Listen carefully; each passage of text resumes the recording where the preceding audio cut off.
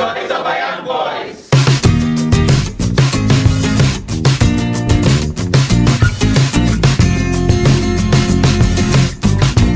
You are watching The Choice of a Young Voice. Here we discuss the different choices that we make as young people in this generation.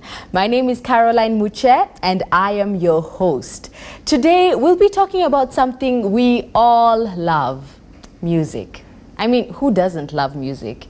Where don't you hear music? Can you imagine watching a movie without music? It would be a bit awkward. Music is applied everywhere. We hear music everywhere we go, everywhere. Any sound, I believe the trees swaying is music as well. So we're talking about music. Is there right music? Is there wrong music? How does music affect your mind? These are some of the things that we are going to be discussing today. We have a special guest, one of my favorite pastors, Pastor Ray Kesis, here with us. Say hello. Hello. How are you? I'm okay. How are you doing? I'm fine, thank you. Happy to see you. Happy to see you too. Thank you for coming and joining us today. I hope you have prepared some really good content for us because we are ready to ask you all the hard questions. Well, I don't know. We'll see. We'll see as the Spirit leads. Yeah. As the Spirit leads. We also have an amazing audience with us here, ready to learn, eager to ask questions, and we're all just going to have a very interactive moment. And now, onto the topic, music and the mind. You know, music is a very powerful tool. Don't you think so? Music is very powerful. Who here doesn't love music? Okay, who here loves music? So the first question I'd ask here is, what is the role of music in our lives? Yeah, thanks, Carol. Let me begin by talking about the powerfulness of music. And once in a while, I'll glance at my notes here so that I make sense. I would say that music is not powerful. Okay. What gives music power in our understanding is that there are forces that seek to use music to influence us. The force for good and the force for evil. And so music derives its power from either of the forces. So when we say music is powerful, it's actually derived power either for evil or for good. Good. It can be either. It can be either. It's Because, either good or evil. you know, one of the fundamental beliefs in the Christian church is that there is a great controversy between Christ and Satan. And that controversy plays out not only in Bible verses, but in everything we do in life. Absolutely anything think about, there is a play out of good and evil. And so when you bring the agenda of music, even in the agenda of music, there is a play out of good and evil. Wow. Okay. Yeah. So then, what is the role of music? Why do we have music in life today? Yes, now music plays a serious role in our life, and allow me to say that music first of all expresses our emotion.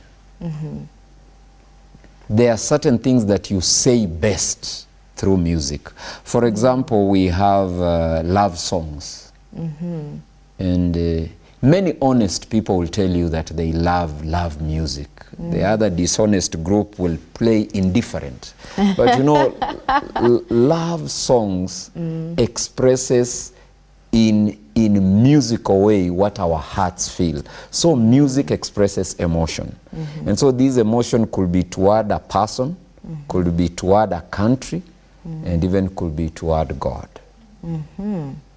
Then music also helps us remember, you know, music reminds us. That's why we have patriotic music, historical music, how we overcame the colonialists, how we were set free as a country, independent. So music reminds. Apart from expressing emotion, music reminds. Then music also affirms allegiance.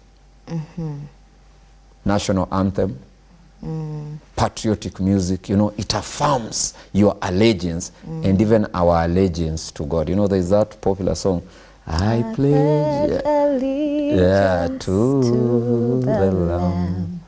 With all, yeah, it's a good song, you know. Very beautiful. With a background of times of persecution and what have you, and then you pledge allegiance. Then music can also be prayer. You know, there are songs which are just prayers. For example, the national anthem of this country, Kenya. Yeah. O God of all creation, bless this our land and nation, justice be. It's actually a prayer.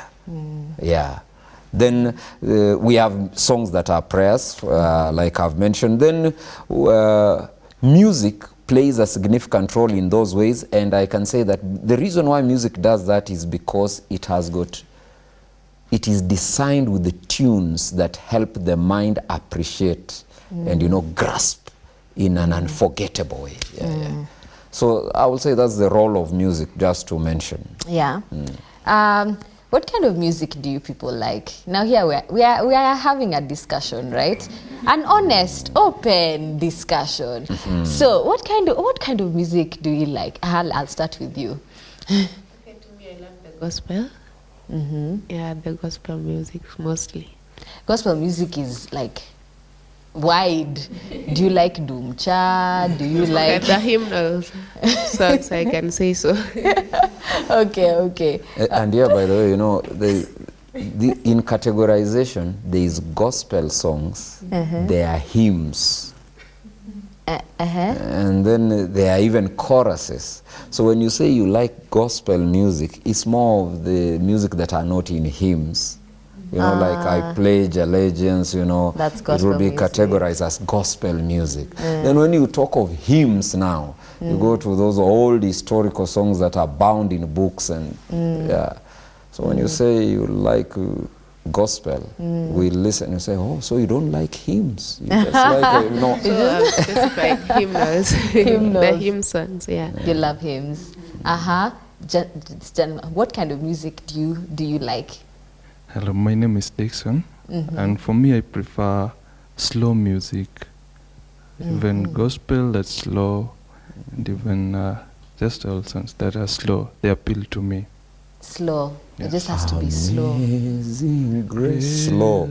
Not what a friend we have. No.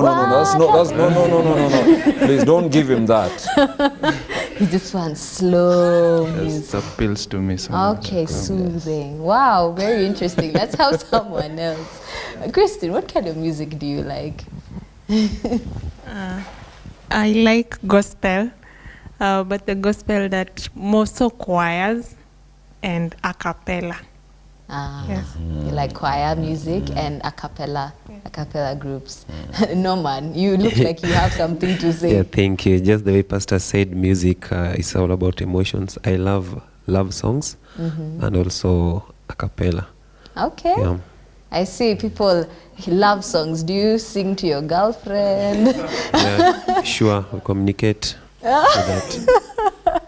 Okay, that's very interesting. That's good to know. Actually, at some point in our past, we used to dedicate songs. I think the times have changed, but we will dedicate a song to somebody because the song truly expresses what you wanted to say. Yeah. So I say, I dedicate this song To you. because it says everything I wanted to say. Okay. That means music is effective, quite an effective thing. Yeah, music is very important.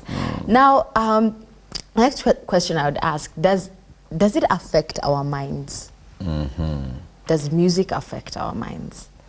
Allow me to say that not all music affects the mind. Music will affect the mind if given an opportunity to be listened to, liked, and repeated in enjoyment. See, if you don't like the music and you are not even keen to listen to it, it will not affect your mind. It's just like we are in the house and somebody plays a song I don't like. There is a way in which we switch off our mind. Because if I say, hey, can you play me such a song? The person says, no, let me play first what I want, then I will play your song. So while you are playing what you want, You're my zoned mind out. actually switches off. And so that tells you that not all music will affect the mind. The mind will be affected when you consciously like the music, and you are now listening. You are actually sucking in whatever you are getting from the music. It meets a certain need in you. And so affecting our minds actually means that affecting our entire life. The mind controls the life. Yeah. It gives the philosophy, it gives the guideline. Yeah. The mind controls the person. Music affects our mind by attracting us either to the musical artist, Yes. and we adopt their lifestyle and its philosophy. For example, there are songs that are loved because the musician has become popular. That's true. Because once the musician becomes popular with the first 2 songs or 3, the rest of the songs that they sing may never meet the standard if they were to start with those songs. Yeah. But because now we are attracted to the artist, and now what is affecting the mind from that point on is no longer the music, but the artist. So because the artist wears a certain hairstyle, we wear it. Because the artist shaves a certain way, we shave. Because the artist loves his coats, maybe, different colors, we also dress that way. Why? Because now it's no longer really the music, but the artist. But now the question is, can you really separate the artist from the music? It's difficult. Yeah. Because if the artist stops singing, then whatever brought us together has come to an end. Yeah. So one of the things that affects us, while we say it's music, really, it's the artist. And then we will also say that music affects our minds by driving in certain teachings. Yeah. There is music that is deliberately designed to drive in a certain teaching. That's, yes. Welcome, welcome, ever welcome. It's time to welcome the Sabbath. Yes. It's driving in the teaching. Yeah. Sweet hour of prayer, sweet hour of prayer. It's time for prayer. Yeah, it is designed that it is time for prayer. God answers prayers in the morning, and you don't stop there. He answers in the afternoon, he answers in the evening. So the music is affecting your mind by driving in. The designer of the song intended to plant something, in you. Then music affects our minds also by taking us close to Christ or away from Christ. Blessed Jesus, blessed Jesus. And it makes Jesus likable to you, Alas, and did my Savior bleed? And it is taking you close. But there is other music which I'm not interested to try it here, that takes us elsewhere. Yeah, that drives you away. Particularly, I will mention music that has developed in the western part of America, rap music, where there is more of cussing in the music, the kind of language and content that will not be tolerated in a Christian environment.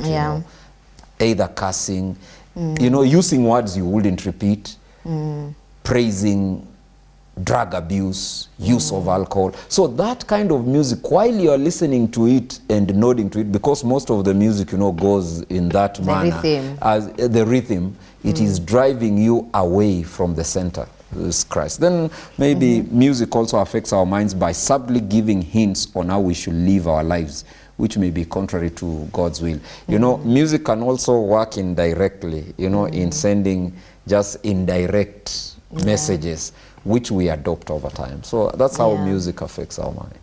That's true. And now we're young people.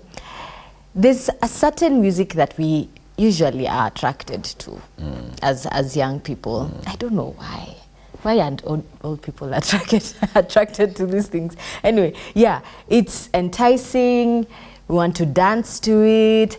Most times, in fact, you won't even hear the words really. Like you're less concerned. You just hear this certain beat and you're gone. Whatever they're saying, you do not really care, you know. For that time. For that time, you're just at that kind of music, you know, that affects your body, that stimulates your flesh. Yeah, is it right? That kind of music, I would say that first of all, it meets a certain need. Teenagers who are learning love will be more attracted to love, you know, music and that kind of thing. But there's also pressure from society and the culture that if you grow up in an environment where people will prefer rap music, for example, you wouldn't want to look different. And so you learn to like. Not because naturally you like it, but you are learning Environment. to like it. Yeah. And so if you grow up in certain places, you also learn. Those who love, for example, music from Congo, Lingala, you will find that most likely maybe the parents or relatives they lived with were playing that kind of music, so that you don't understand whatever the song is saying, but you have learned to enjoy it. Yeah. Then there are those who love country music. And they just like the country music. They have learned over time. But there's also music that meets a certain need. Like probably you are suffering. You are going through a little tough time. And then these musicians come and sing, Mateso niamda kitambo. And so this music is talking about suffering is just for a short time. So the music is just meeting your need. So what I'm saying is that our liking comes from either the need being met or environment pushing you. Thank you so much, Pastor. And when we come back, we're going to receive more questions about music from these people. We're going to also get into church music. Is there right church music? Is there wrong church music? And generally, how as a Christian, you know, what kind of music should I listen to? Yeah. So let's come back. We're going to watch some people who share their opinions on church music and whether it should improve and what we can do about it. Right. So stay with us. We'll be right back.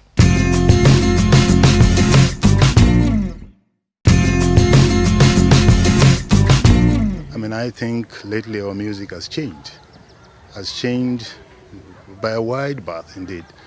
Because we have moved away from what we used to do before in terms of praises, in terms of how we sang to God, to some other place, which is still quite strange actually. We sang when we were young, and we were always directed to sing specifically on certain issues related to our faith and our beliefs. And music was vetted, because you were asked what you were going to sing, what you were going to present before the church and to the other Christians. And there's certain kind of music which we were never allowed to sing. We were always told that is not for us, it is not in our place. But lately, I think we have mixed up everything. Music has moved from where it used to be to a place where you can't really identify it anymore. We have brought in a lot that doesn't glorify God as we used to do it in the past.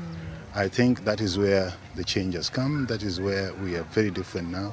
So that authenticity is no longer there. We need to make our people know what is the place of music in our faith. Right from what we read in the Bible, in the book of Chronicles, and how music was done in the temple. That is the picture. That is the type which we need to take. And because we need to do that, then we have to go back to the writings. Let us go back to read and to know what exactly we expected to do, because music is something that is special before God. We were made to sing. We have been created with that passion and that need. It is something that is built in us. And therefore, any music coming, you know, music has a way of making us enjoy it. There are people who enjoy music, any kind of music. But I think that our place is we need to go with music that glorifies God. And there are types of music which don't really. They sort of like glorify human beings. We glorify ourselves. We want to see ourselves moving, jumping, dancing and doing things which are not very good, in my opinion, before God. We need to go back to what we were doing. Let us be organized in our music. Let us bring in words in our music. The lyrics must be there to praise God. And let us give it some backing, just as well, which is in harmony with what we are singing. Not two things which are mixed and which take us away from where we're supposed to be in terms of praising God. Music, as we all understand, is an aspect of worship. As much as we listen to sermons and messages, it is important that music should be treated as a session of worship. In most churches, you see music is used like a filler. But one thing we need to understand is we need to know how to sing in a way that is clear, articulated well, and also let it be a ministry. And this can be done by training the church to sing with spirit and understanding. And also, they need to internalize the message they are singing. Look at the preacher when he goes to preach. He goes and prays that the Spirit of the Lord to guide him. The same needs to apply to our choristers. That means our choristers also need to be trained in a way that they lead the choir or the church to sing and minister to others. Music has been, I can say, abused because of the way it is being done. It needs to be done in the right way. This habit where we have a lot of noise or a lot of accompaniment at the background that defeats the message to pass. When you have instruments, they need to be toned down so that it gives the mind time to concentrate on the message. Welcome back. You are watching The Choice of a Young Voice, and right now we are discussing music. We just watched videos about, opinions from people who are talking about church music, which we are just about to get into with Pastor Kesis over here. Right now, let's talk about genre. We have gospel artists, in the country today who sing music that, is to God, hallelujah. Are all genres good music? That's my question. That's a hard question, but let me see if I can read from my notes. I may get an answer for you.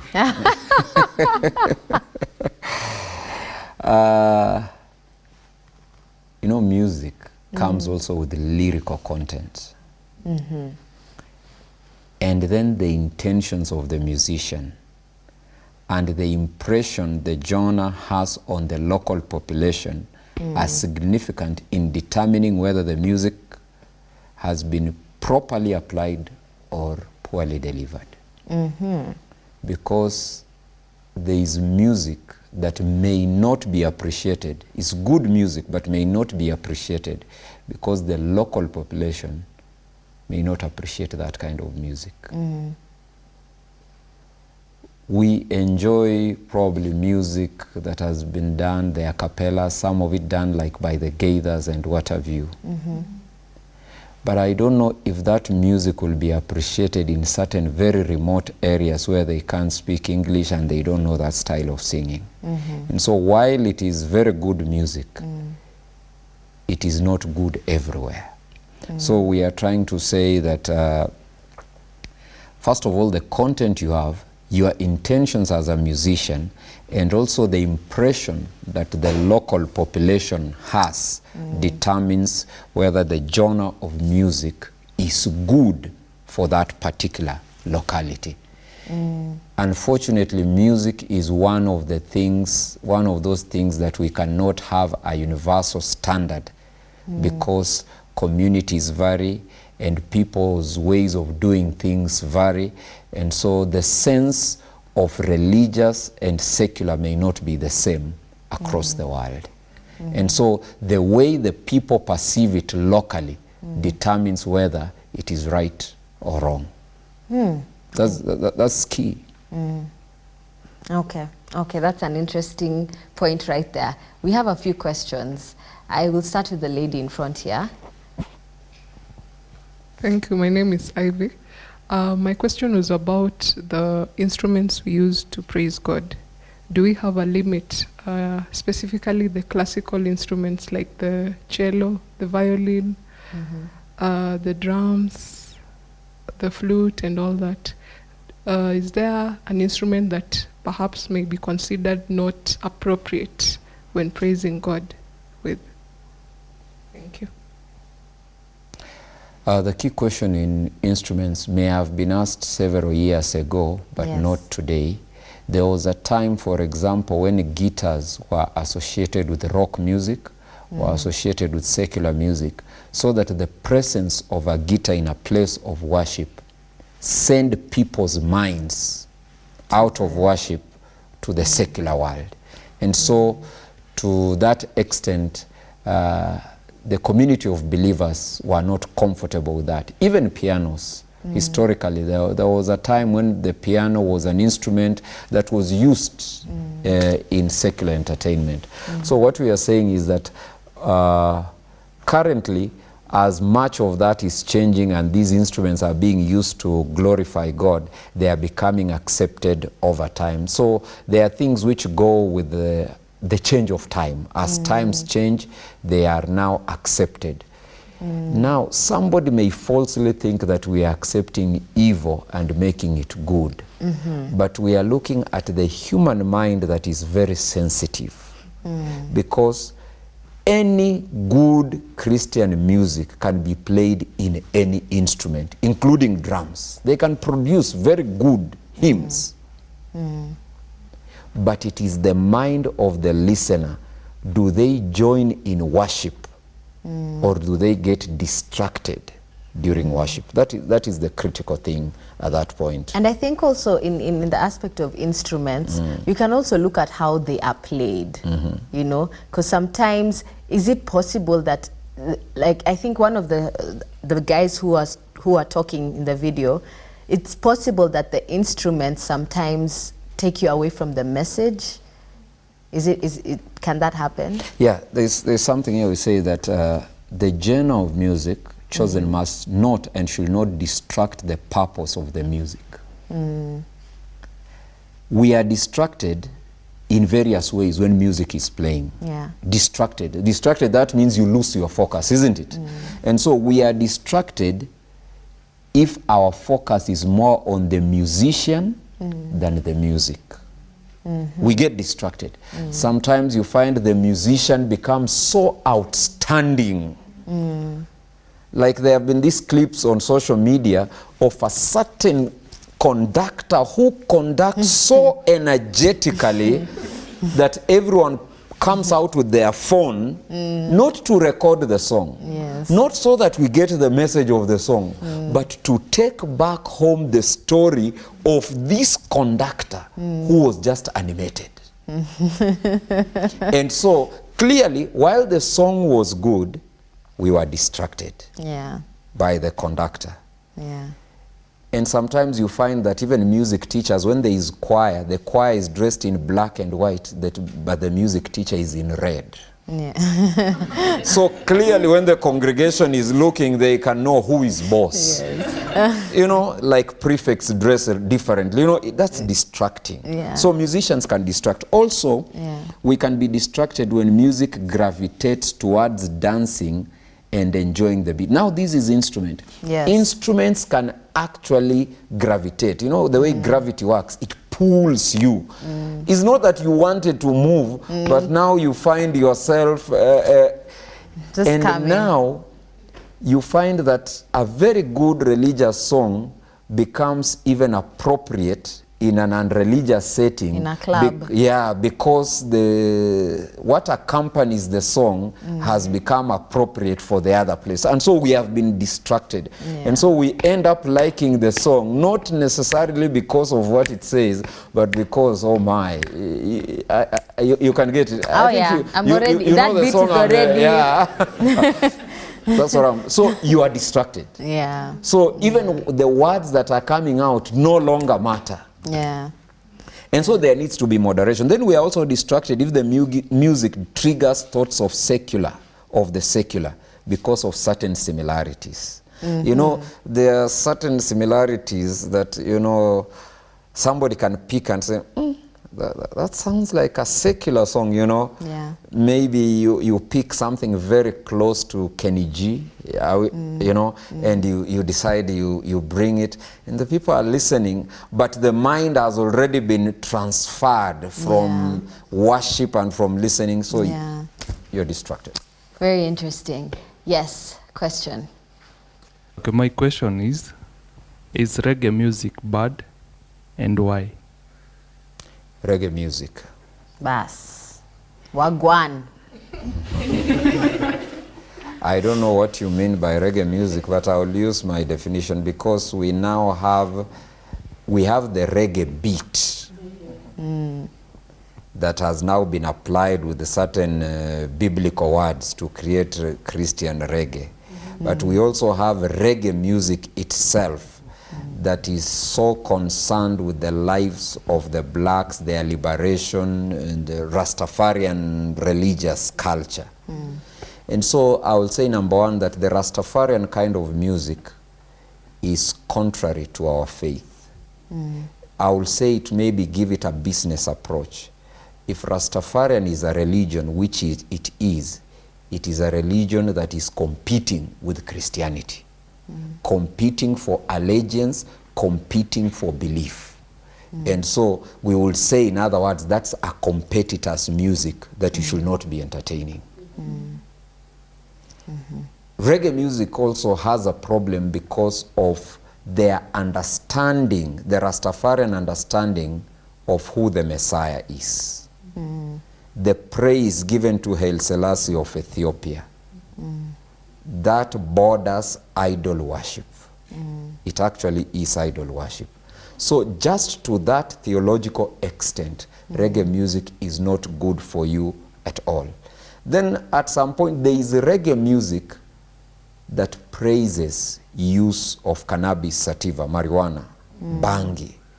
And so that again is contrary to the Christian faith. And now when we come to Christian reggae, Christian reggae's problem is a problem of association. Okay. Because now, while you are Christianizing it, it is still associated. The beat and the style is associated with the competitor. You know, I decided to use that kind of language to simplify things. Yes. Yeah. Okay, thank you. A lady from, the lady, yes. Thank Lady you. in red. I was wondering, what color is that? I was like, is it peach? It's not red, actually. Let's call it red or pink. Somewhere. Okay, I'm Valerie. My question is just similar to his, but a little bit different. Okay, as a Christian, is it right to listen to secular music sometimes? Because some of them have teachings. Yeah, so is it right to listen to them at times? Maybe if you would mention some of those teachings, because say some of them have teachings. I would be interested to know which teachings, so that Okay, there is this musician who is a Luo, and there is this song, if I translate, okay, he says, he sings it and says that if you see a beautiful lady or a handsome man, just eat it with your eyes and go your way. Usimtamani, that is. yeah, this is the nakula kwa macho philosophy, where you say that I'm only enjoying with my eyes, but I will not go beyond there. But I think all of us are familiar with the words of Jesus when he turned upside down our understanding of adultery. Yes. And he said, it doesn't begin with the act. Yes. It begins with kula kwa macho. So Jesus actually categorized those who eat with their eyes and those who actually eat. All of them have eaten. And I think here the question is, how about, let's say, like songs that talk about our country's situation? You know, they're not directly talking about God, or this patriotism, you know, the songs Exactly. that talk about courage and you're beautiful, or, you know, these are songs that don't have the word God in it. They are not directed to God, but they are bringing encouragement. Yeah, when you come to define the secular and the religious, Yes. we are supposed to live a completely religious life. We should not have a dichotomy where we say that now I'm religious, I'm now stepping out to be secular. Then, no, we are not supposed to have that kind of life. Yeah. But let me say that we also need to be tolerant to certain things. For example, you talked of patriotic music, which is sung a lot to praise country and to put emphasis on country. But you need to remember also that there is a verse in Philippians 3:20 that says our citizenship is in heaven. Amen. Our greater allegiance must be actually in our true home country. You know, while we can tolerate songs that praise our nation, but we should also not be so much beholden to it that we lose our focus on Christ. There are songs that praise agriculture, working hard, and what have you. While those songs are good, we must not forget that there is actually the provider of rain and the giver of crops. So I will say that there is some degree of tolerance that that is allowed, but we know that even that which is good can turn to be wrong. Even love for country can replace love for God. Yeah. People give their lives for country. Yeah. Yeah, so we need to have a clear conscience that we belong to another country, we belong to God. Yes. And while this good music is there, we need to ensure that we limit our consumption On such. into the degree of what I call tolerance, where when it is there, it's okay, you are not offended, but you also don't create unnecessary excitement to, you know. Yeah. Yeah. Let's talk about weddings. I know a few of us want to get married someday. A few of us, all of us. All of us want to get married someday. And one thing people look forward to in a wedding is the reception. That's when it's about to go down. We have to dance and enjoy the wedding. Now, as a minister of the gospel, there's been a lot of controversy when it comes to weddings and how they are done. Please advise us. Allow me to divert and give an example so that we answer it properly. Rings. Somebody comes and tells me, Pastor, we have rings, but can we exchange them outside the church because we cannot exchange rings in church? And my answer is, if it is wrong there, it is wrong here. It cannot be right there and wrong here. Because the God we worship, I don't know, maybe different people worship different gods, but the God we worship is omnipresent. Omnipresent is a big word just to say that he's everywhere. Yeah. He's even at home. He's here where we are. Yes, he is. Yeah. And while we may not go into pubs where people are drinking alcohol, if he's omnipresent, he's there too. Not because he approves of what is going on, but he's present. Yeah. Now, if the dancing in the wedding reception is what we normally wouldn't do in our church meetings, in our worship, then that means it's wrong. And how do I know it's wrong? Because I've attended enough of those receptions. And you will hear the MC making a statement and say, oh, pastors, you'll have to forgive us today. It is because there is a guilt associated with it. It is wrong. Wow. And you will hear people say, oh, pastor, don't look at us so much. I know you will take us to the church board. By the way, it's not our pastor's business to take people to the church board. Yes. Our biggest concern as pastors is to take people to the kingdom of God. Amen. It's not to take people to church. What is church board? Church board is made up of the same fellows. So if they want to absolve themselves, they will gather in the same board and forgive themselves. But the question is, did God forgive them?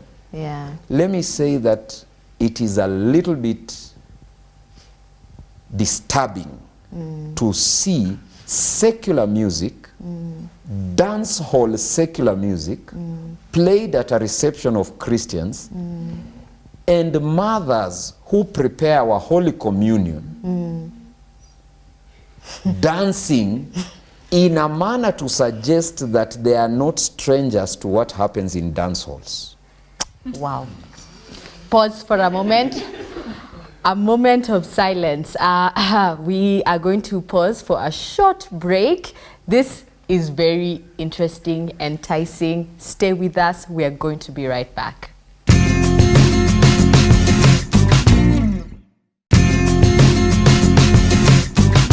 Welcome back. You are watching The Choice of a Young Voice, and we are talking about music. Before we went on a break, Pastor was emphasizing a wonderful, powerful point on the kind of music that we tend to have in our receptions today. Pastor, you could probably continue or say what you said before we went on a break. I've forgotten what I was saying. Okay, no problem. The break confused me, but let me say that if we tolerate secular music that we know is not right, but because it's a wedding, we are tolerating, it's not right. It's not right. That's what I will just say as pastor. It's not right completely. And even those who are dancing and those who bring the music, is not right. In fact, these days, even the DJs are the DJs of the dance hall. Yeah, yeah. Then we use the same mouth and the same voice to tell the youth, don't go to the dance hall. Don't go to the nightclub. But when the nightclub comes to the reception, we do exactly what happens there. It's not right. I think it's time that we develop clear standards and tell members that we cannot continue doing that. Because if the wedding will only be a wedding because of the dancing and the singing, then that confirms our fears that we are a lukewarm church. Yeah. Moment of silence. Hot and Very cold. hot. Yes. That at one point we are really committed Sabbath keepers. At another point we have total allegiance to what happens in the dance hall. Yeah. First of all, how did you know that that song can be danced? How did you know? If you've not been consuming the same thing somewhere privately. Pastor, we're running out of time. I know there are questions. I'm sorry. I'm going to cut you short. These questions you can ask offset, right? Pastor, we're now in the church, you know. The song service, a lot of churches we go to sometimes, people just sing, to God be the glory, great. No conviction, no passion, no. Is there anything we can do to improve the church music? Yeah, of course there are two extremes. Sometimes one extreme is we develop too many rules until we tie God's people. They can't do anything. Now they are just stuck. Another one, we set them so free that they come with the world which they should have left behind and they bring it to the church. I think we need to strike a balance. Yeah. So you find sometimes God's people are so tied that nobody in that church is enjoying the music. Absolutely. None of them. But allow me to just mention a few things. How we can improve the way we conduct song service in church. One, we need to actually create time for song service. Yes. Because for many congregations, and allow me to say shame on them, announcement time is actually the song service time. So that when whoever is ready for announcements, they just come and push away the chorister. Or they say, okay, cut, we are now ready for announcements. Who said announcements are more important than the music? Just because you are announcing people to bring tins of maize for an evangelistic campaign that may never be attended by anyone. No, I think we need to respect music as a ministry. Yes. You can't have just somebody coming with a bunch of announcements. Okay, thank you, young people. You know, music is assumed to be, thank you, young people. We are now coming to the time of announcement, and you even pray now to begin the announcement, because the other one will, no. Song service should not be used as a commercial break. Yes. And we should not allow any group to sing when people are going out for break. Even the singers need the break. Because we make it like a commercial break. Okay, before the next program begins, let's have 2 choirs sing. Please, let's take a quick short break and come back. Who are they ministering to? Yes, yes. Oh, Pastor, I have a few seconds left. Let's go. Then we need to categorize the music and let the congregation know what kind of music they are singing. Yes. We have music. When you check the hymn, there are songs on the Sabbath. There are songs on evangelism. Joy, joy, when they joy. You know, there are church songs. The church has one foundation. There are prayer songs. There are salvation songs. We can make it interesting by saying today we will sing 2 categories of music. Songs on the church, songs on salvation. Thank you so much, Pastor. God bless you abundantly. I have been blessed. Have you guys been blessed? I've learned a lot, and I'm sure we're even going to we're going to call you back. We must have a music part 2. Yes, so we may call you back someday. I hope you'll be ready to come.